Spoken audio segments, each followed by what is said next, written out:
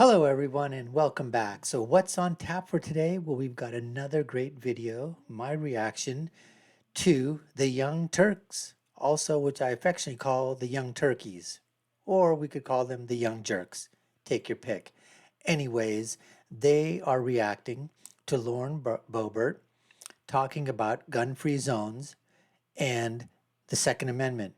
And obviously these progressives hate the Second Amendment. We're going to get into all that in the next few seconds. But before we do so, if you haven't already done it, subscribe to the channel. You're watching the Dr. Nasir Shaikh Show. I'm your guest host for today. My name is Dr. Nasir. Like, share, and follow us. Hit that notification bell. Let's get to this video right now. Free zones are the most dangerous places in our country. The Second Amendment is absolute and it's here to stay. A recent report states that Americans own 46% of the world's guns. I think we need to get our numbers up, boys and girls. I'm just tired of talking about these people. I'm just gonna be honest with you. Like, she's so dumb and so embarrassing and like does nothing for anyone. But anyway. Okay, Anna. Well, I could say the same thing. You're part of the simmer crowd. SIMR. Stupid, idiotic, moronic, and retarded. Oh, I don't want to talk about this thing. They're just dumb. We're just going to talk. Yak, yak, yak, yak, yak, yak, yak. Cluck, cluck, cluck, cluck, cluck, cluck, cluck. All right, so America doesn't have enough guns, even though we have the most guns per capita than any other country. Any other country. Any other country. Top 10 civilian gun-owning country. Let's take a look at this here right now. So, U.S. 120 guns per 100 residents. And Anna, what she's saying, we already have too many guns. Who's to say what is too many? Who are you to tell us, to tell me, to tell we, to tell people that love the Second Amendment, people that love their guns? Who are you to tell us how many damn guns we can buy, we can own? It's not your job. That's what dictators do. That's what fascists do. That's what socialists do. That's what Marxists do. That's what progressives do. That's what you guys do. You tell us how to run our freaking lives. We don't want you to do that. Shut up and stay in your lane. America has 120.5 guns per 100 residents. The country coming in at second is war-torn Yemen. They're in the middle of a civil war. I mean, guys, I feel like people like Lauren Boebert and Marjorie Greene, like they degrade what we do, because we have to talk about idiots all day. Yeah. I'm so tired of talking about idiots. Can you imagine being... I'm so tired about doing reaction videos to your reaction videos, to the idiocy, the moronicity, the stupidity, and the retardedness that you guys portray. I'm just so tired of doing stupid, idiotic, moronic, retarded reaction videos to your stupidity, your idiocy. In Congress and having to sit through that garbage speech? Yeah, what I would do in Congress. Nothing. So, look, 46% of the guns almost have half the guns in the whole world, just in America. We're 5% of the world's population, which leads to, of course, massive gun homicides and suicides and deaths. And she's literally celebrating it. But remember, it's not about Boebert. She's an avatar for the right wing. Right wing voters love it. They're like, oh, 60,000 people a year die? Don't care. I like guns. Let's have more guns. Let's look at gun-related homicide compared in the United States compared to other countries. This graph is a little handy, right? Here we go. So the graph will show you a little dot at the top right-hand side. That's the United States, where we have an astronomical homicide rate and gun ownership in, obviously compared to other developed countries. Then at the very, very bottom on the left-hand side, that's Japan. You wanna know how many gun-related homicides, or what the gun-related homicide rate is in Japan? 1, rate of guns owned, 3. So that's 3 guns per 1,000 people in Japan. It's almost as if more guns usually means more homicide? I could be wrong. I don't know. Maybe I'm misreading that graph. Yeah, they have 3 guns per 1,000 people. We have 1,200 guns for 1,000 people. Almost no one dies from guns in Japan. It's not going to stop the criminals anyway. They'll just get rope or a sword or something. No, well, by the way, there's tons of swords in Japan. Still, almost no one dies from it. In our case, tens of thousands dead every single year. They just literally don't care about any of these deaths. But gun-free zones are the most dangerous places, really. Okay, so they're talking about gun-free zones, right? Let's go to, see, this is what we talk about. These guys never put up the data, or they hide the data, all right?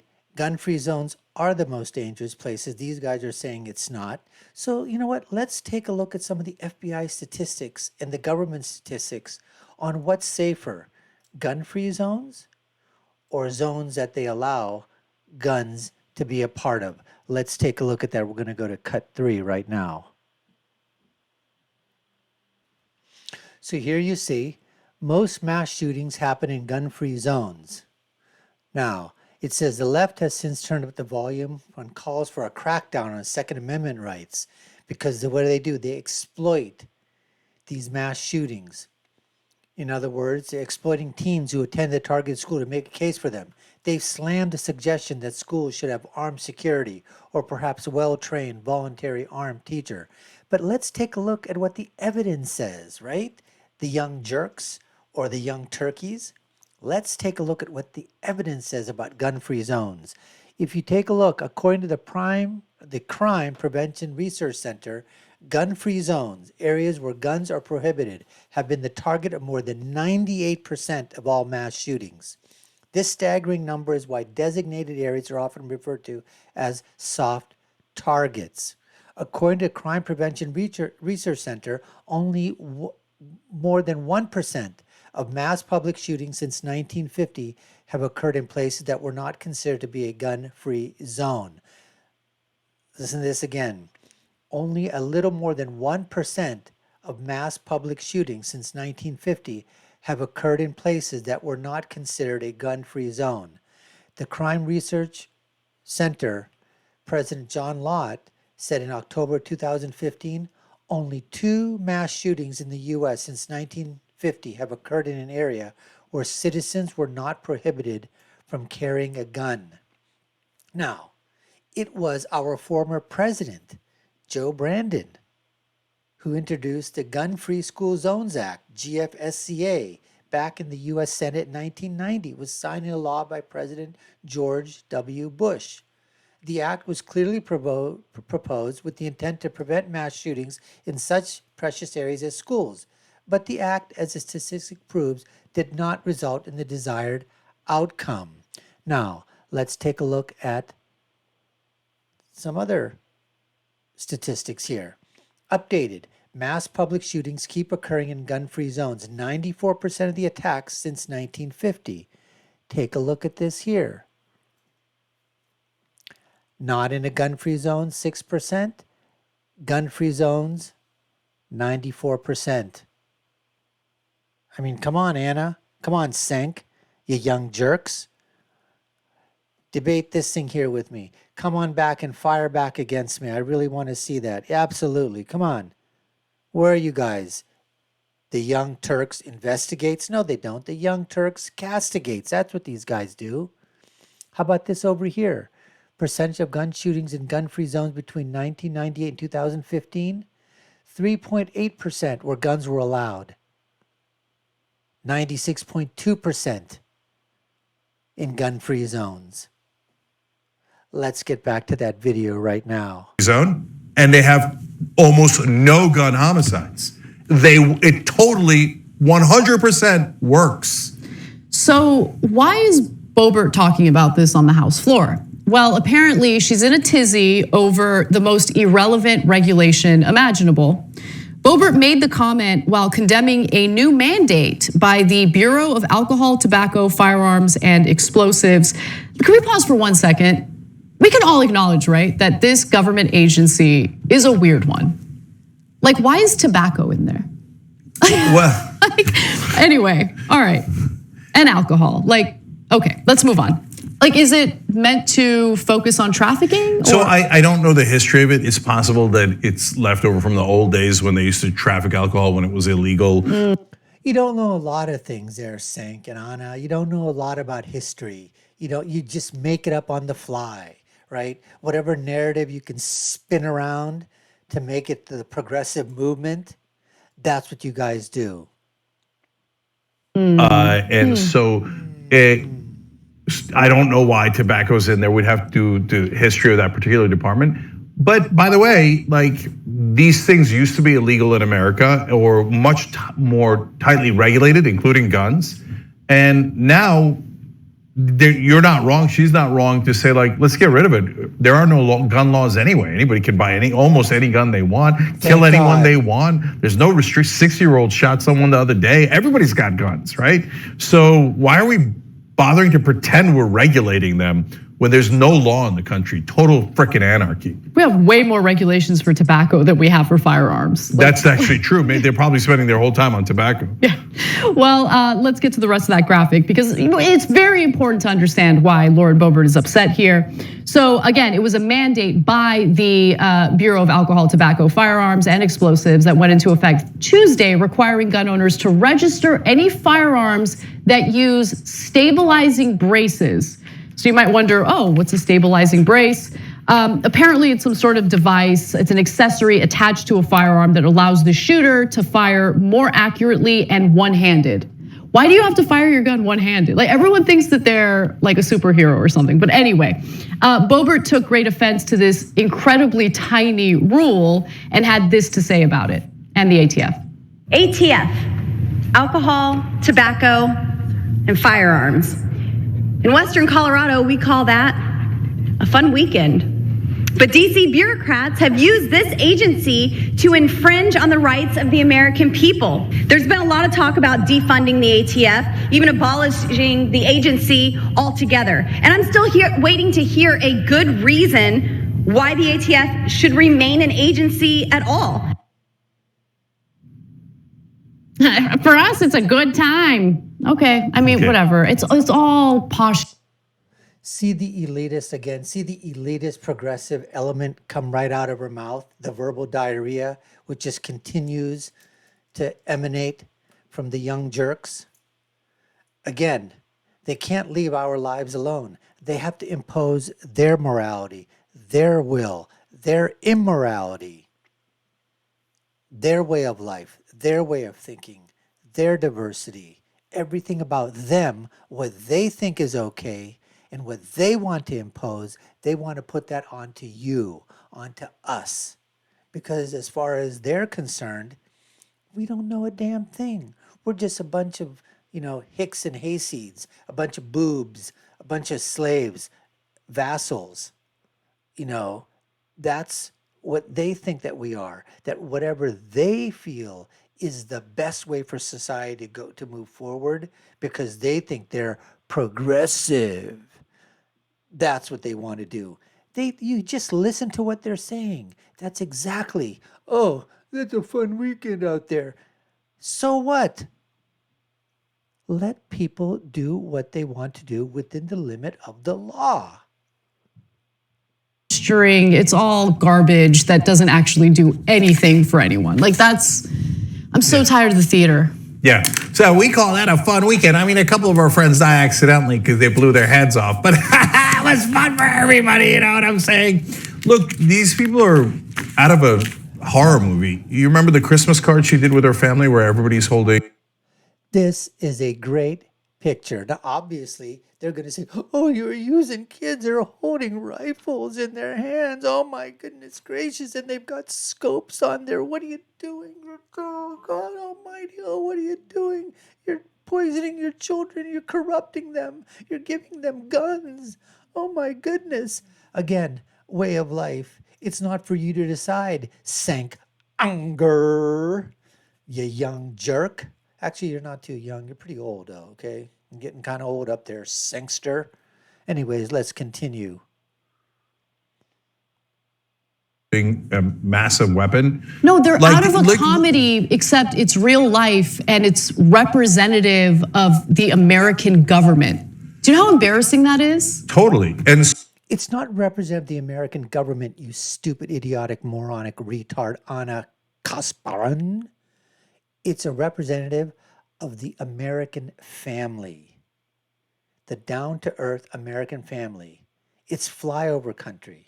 It represents the average American citizen, both on the right and the left, who love the Second Amendment, who love their guns. That's what it's about.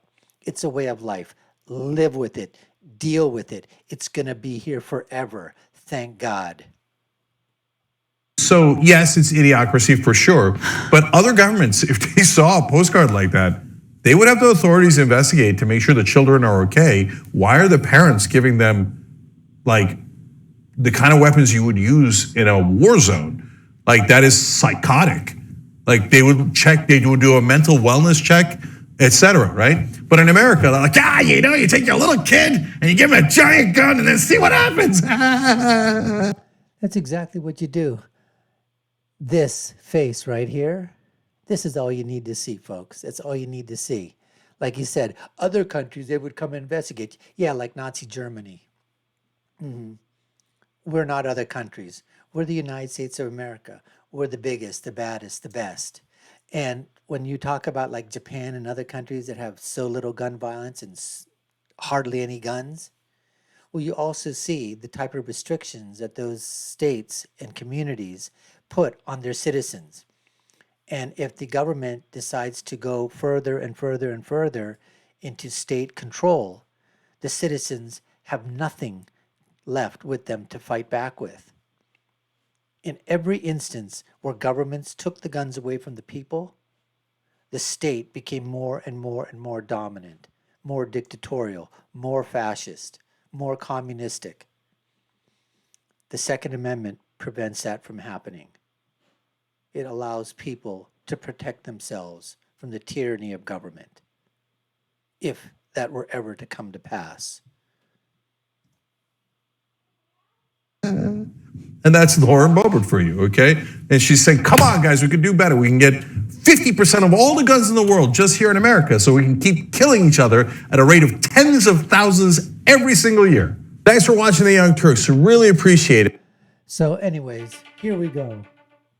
Just got to basically say that these guys, whenever they go ahead and they put out their progressive thoughts, they always do it from the standpoint of, we know what's best for you. And these laws, these policies that you're advocating, meaning the people on the right, conservatives, they're bad. Okay. When we put forth policies, we're putting forth policies that allow people to do what they want within the limit of the law. We're not telling people certain things in terms of what not to do. We're not telling people how to live, how to dress, how to eat, where to work, what type of gas to put in your car, whether you can own or not own guns. We're basically saying, if you don't want to own a gun, fine. If you want to own a gun, you have a right. You want to do this, you have a right to do it. If you don't want to do it, you don't have to do it. That's the difference between the conservatives and the liberals, the leftists, the socialists, the Marxists, the progressives, like the Young Turkeys, the Young Jerks. Anyways, folks, we appreciate you taking the time to watch. You've been watching the Dr. Nasir Shaikh Show. I've been your guest host for today. My name is Dr. Nasir.